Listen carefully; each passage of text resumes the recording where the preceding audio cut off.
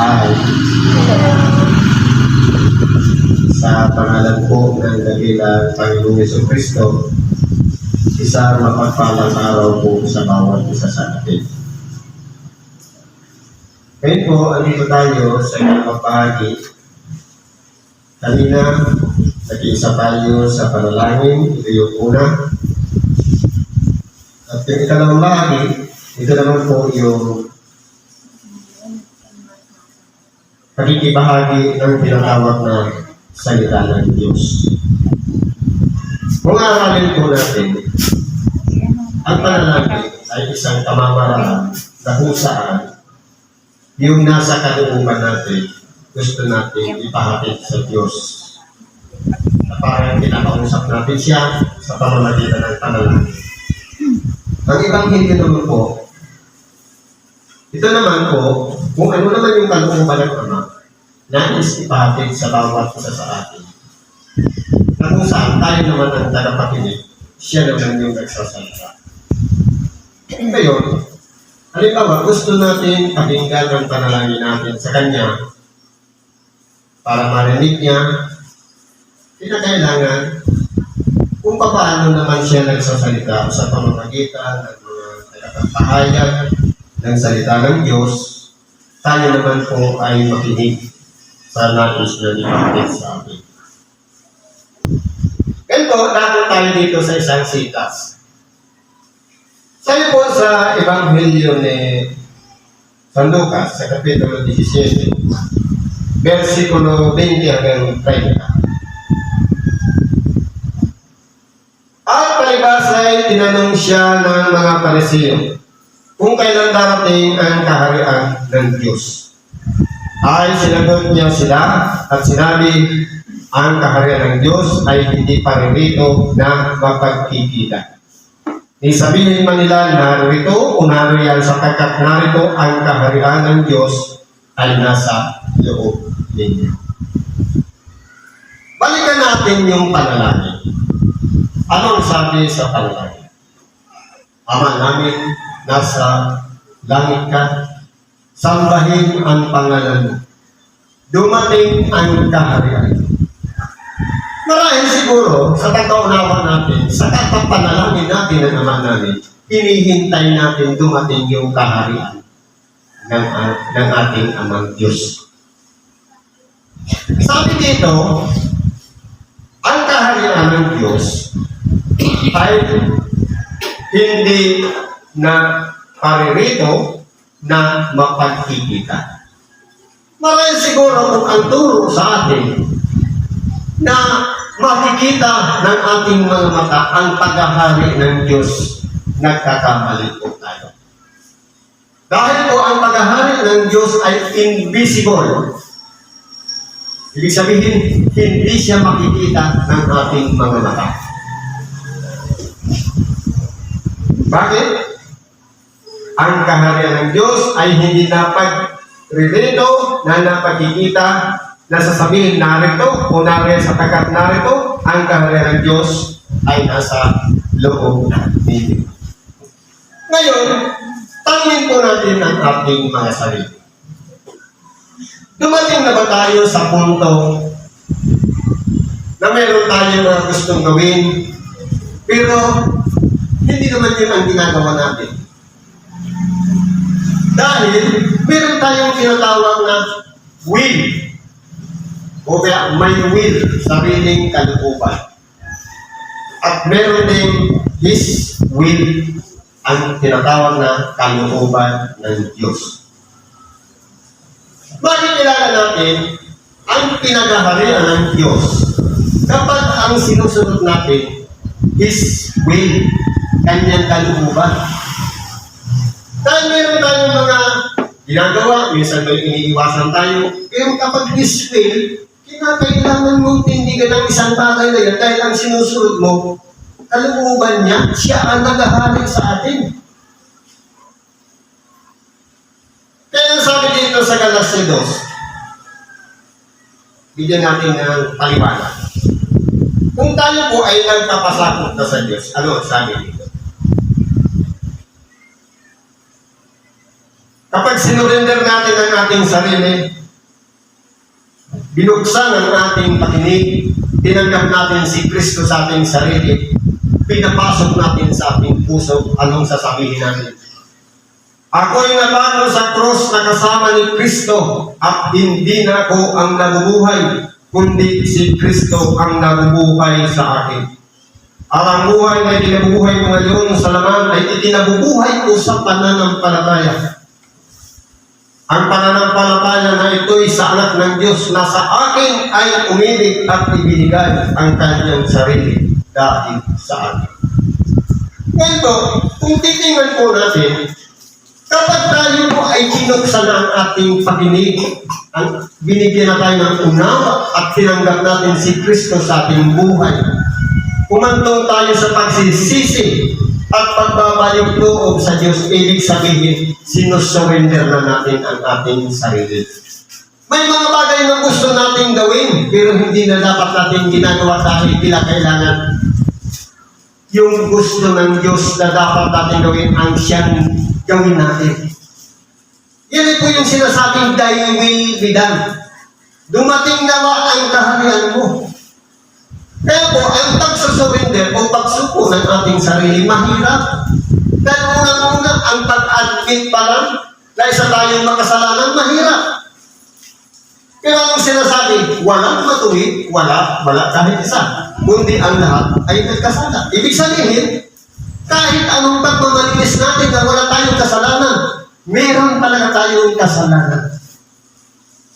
Halimbawa na lang sa magulang, para lang mapainom mo ng gamot ang iyong anak, kaya kailangan mong lukuhin. Linlangin na sasabihin mo, sabi ng bata, ayokong uminom yan, mapait. Anong sabi ng magulang? Hindi matamis to, masarap to. Ano talaga ang lasa? Hindi baga dinaya na natin? Kasalanan pa rin yun. Ano ba sabi? Sa Santiago 4:17, sa nakakaalam ng paggawa ng mabuti at ito'y hindi ginagawa, ito'y kasalanan sa kanya. Halimbawa, napadaan tayo dyan sa sentro, may nakambas pala humihingi ng limos. Ang magbigay man ng limos, isang gawang mabuti o isang gawang masama. Meron naman tayong ibigay, pero hindi natin dinukot at ibigay sa kanya. Alam natin na yun ay mabuti, pero hindi natin ginawa. Kasalanan tayo. Kaya lahat po tayo ay makasalanan. Kinakailangan natin, isuko natin ang ating mga sarili, hayaan natin si Kristo ang manahan sa ating buhay. Dahil yung dati nating nakasanayan, dati nating pagkatao, kasama ng napako na namatay doon sa cross kung paano natin nagitan Panginoon, ginipahan tayo, pinatawad na ang ating mga kasalanan. Hindi ibig sabihin taon-taon, alalahanin natin, hindi taon-taon naman nagpapatawad si Kristo. No, hindi po. Bakit? Ano ang sigaw niya?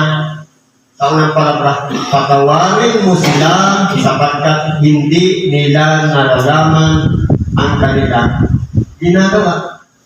Kapag alam na natin at ginawa natin, hindi na tayo kasama doon sa pagpapakot ni Kristo. Isang beses lang po ang pagpapatawad na kinakailangan ipagkaloob sa atin. Ang kasunod na doon, pagsunod sa kanyang aral, sa kanyang kalooban, ibig sabihin, totally surrender na sa ating kanilang kalooban. Pero sabi dito sa Sidas, ang kaharian ng Diyos ay nasa loob ninyo. Kapag ang naghahari na po sa sarili natin, kapakumbabaan, pag-ibig ang naroon sa ating puso, ibig sabihin, gumagalaw na yung presensya ni Kristo sa ating mga puso. Naghahari na siya sa atin. Halimbawa, dati tayo noon, binatuhan ng isang paninira, papatulin natin. Ngayon, kung nasa presensya na tayo, kung nasa presensya na natin si Kristo, sinasarili na lang natin yan. Hindi na isinishare. Kung dati tayo noon, Mandaraya, ngayon hindi na tayo mandaraya. Dahil may takot na tayo, hahatulan tayo dipindi sa ating mga gawa. Kaya po, ang kaharian ng Diyos ay nasa loob natin. Hindi makikita ng mata, nararamdaman ng ating kapwa. Kahit tayo, mararamdaman din natin dahil binago na tayo. Hindi na tayo sumusunod sa dati nating pagkatao. Na dati, malaya natin magagawa ang mandaya, manloko, manlibag, manira, at kung ano-ano pa mang masasamang gawa. Pero, nung nanahan na si Kristo sa ating mga buhay, meron ng budhi na kumukontrol sa atin upang hindi natin magawa ang mga gawang masasama. At sinabi niya sa mga alagad, darating ang mga araw na hangarin ninyong makita ang isa sa mga araw ng anak ng tao ay hindi niyo makikita. At sasabihin nila sa inyo, naririyan, naririto, huwag kayong magsikaroon ni magsusunod man sa kanila. Sapagkat gaya ng kidlat na pag-islap buhat sa isang panig ng silong ng langit ay nagliliwanag hanggang sa kabilang panig ng silong ng langit, gaya din naman ang anak ng tao sa kanyang kaharawan. Kaya po, pinapahayag dito ng ating dakilang Panginoon yung tinatawag na second coming, yung kanyang pagbabalik. Na kung pag-aaralan po natin, katulad siya na kung paano ang islap buhat sa isang panig ng silong ng langit. Hindi ba ang kidlat nakikita natin sa taas? Pero yun, nakikita natin, silong lang yun ng langit. Ibig sabihin, sa ibabaw noon, nandun yung langit. Kasi kung wawarin natin sa isang bahay, di ba bahay yan? May sahig, may silong. Ganon din ang langit. Nasa silong lamang ng langit kung paano mula doon hanggang sa kabilang panig gumuguhin ang kislap ng kidlat. Ganon din ang pagparito ng ating dakilang. Ibig sabihin, ang presensya po ng ating dakilang Panginoon hindi talaga makikita. Dahil kung gaano kabilis ang kidlat mula doon sa silanganan hanggang kanluran, mula sa hilaga, timog, nagumuguhin, ganon kabilis ang anak ng tao sa kanyang pagbabalik. Imagine, ilalagay natin na naroon lang siya sa isang silid. Naroon siya sa isang templo o kung saan pa man. Tinuturuan tayo dito ng ating dakilang at huwag tayong mapaniwala. Kahit may nakikita pa tayong ulat yan na hugis, kamukha daw ng Diyos o kamukha ni Kristo, huwag tayong mapaniwalain. Dahil pwede tayong linlangin at dayain ang ating mga mata. Sabi dito, datapwat kailangan muna siyang magbata ng maraming bagay at itakwil ng lahing ito. Kaya po ang ating dakilang Panginoon, ang una niyang ginawa nung siya'y nagkatawang tao sa pamamagitan ng isang birhen ay mabuhay siyang karaniwang tao. Lahat ng mga inihula ng mga propeta patungkol sa kanya, kinakailangan niyang danasin.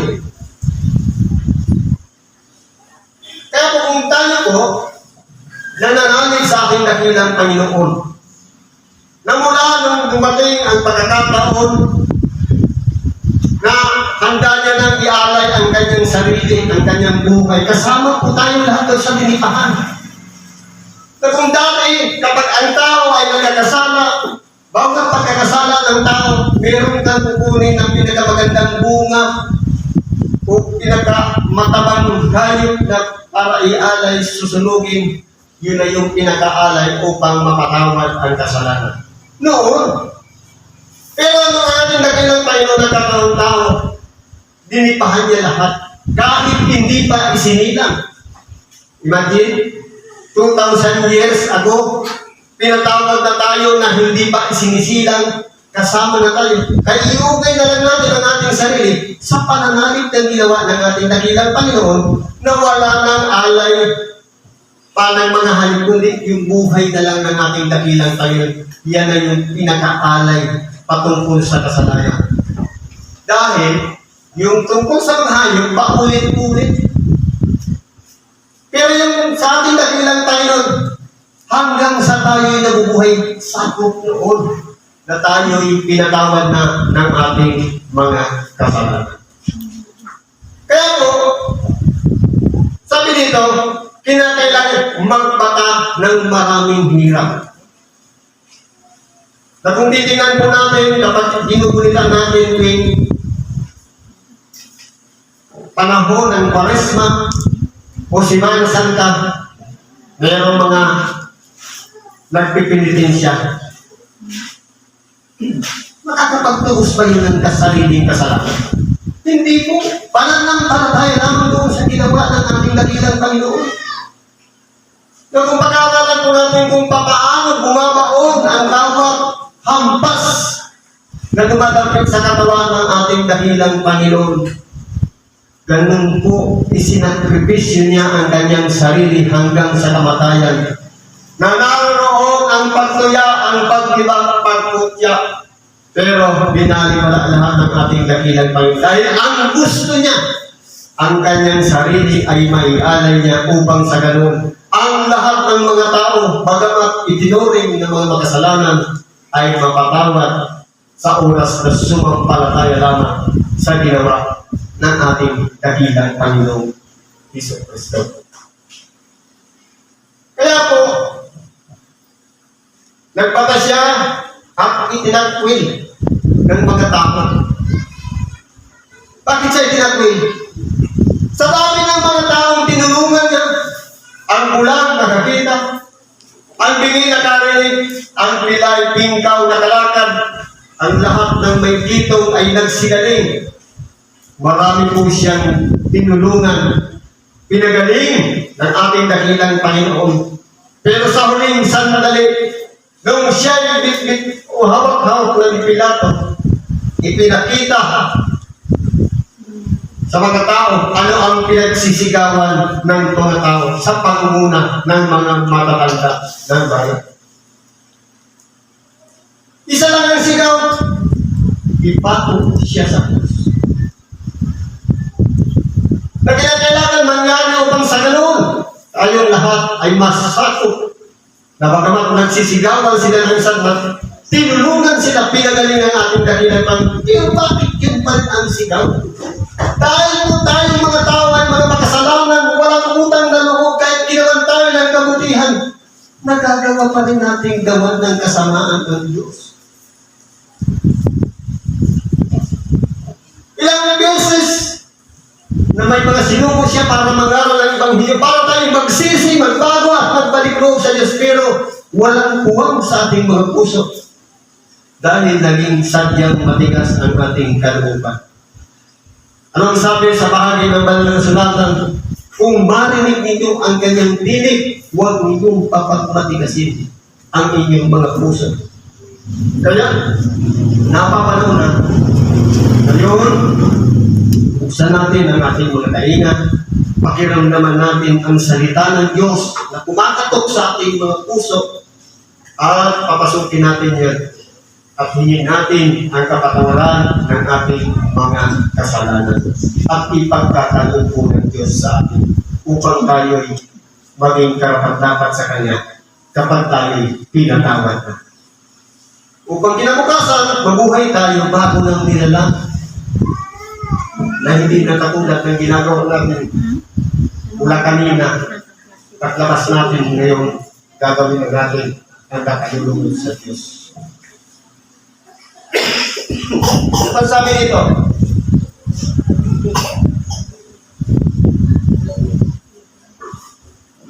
At kung paano ang nangyari sa mga kaarawan ni Noe, gayon din naman ang mangyayari sa kaarawan ng anak ng tao. Ano po ba ang nangyari sa kaarawan ng Noe? Sabi dito, sila ay nagsisikay at nagsisinom, sila ay nag-aasawa at sila ay pinapag-aasawa. Hanggang sa araw na pumasok sa daong si Noe at dumating ang bagunaw at nilipol silang lahat. Gayon din naman kung paano ang nangyari sa mga kaarawan ni Lot, sila ay nagsisikain, sila ay nagsisinom, sila ay nagsisibili, sila ay nagbibili, sila ay nagtatanim, sila ay nagtatayo ng mga bahay. Na kung titignan natin, ang history bumabalik lang muli sa dating kasaysayan. Kung paano nangyari ng panahon ni Noe, ang mga taong ng bansa sa kabalaan, panahon ni Noe gano'n rin. Kahit panahon ngayon, pare-parehas lang naman. Okupado lahat ang isipan ng bawat isa sa atin. Pero po, ang pagkakaiba, yung panahon ni Noe, na naaral ng Ebanghelyo ukol sa pagsisisi ng kasalanan para magbalik loob sa Diyos. Binaliwala nila si Noe. Anong ginawa? Kinutya pa nila si Noe dahil si Noe nagtayo ng isang daong sa talutok ng bundok. Anong binigay na palatandaan? Kapag meron na nagkulay pula, yung pintuan, mag-uumpisa ng ulan. Anong ginawa nila? Sila pa mismo ang nagpatay ng mga hayop para yung dugo, ipahin doon sa pintuan ng kalpo. Kaya ano nangyari? Umulan na. Ganun din ang panahon ni Lot. Ang mga tao noon, abala sa mga kasiyahan, kung ano-ano pa man na bagay, nakatulad din ang nangyayari ngayon. Pero may warning na kinakailangan gusto sanang masawin lahat yan, pero sa dahil sa pakiusap ni Abraham na kung maaari kung may masumpungan kahit ilan ay hindi gugunawin, pero may warning. Dahil pinakamamahal niya si Lot na kinakailangan lisanin ni Lot ang pok ngayon kasama ang kanyang dalawang anak na babae, pati ang kanyang asawa. Pero nung umuulan na ng asopre at granizo, ano ang nangyari? Yung asawa ni Lot lumingon at naging halinging asin. Kaya ang nakahakot na lang doon, si Lot at yung dalawa niyang anak na babae.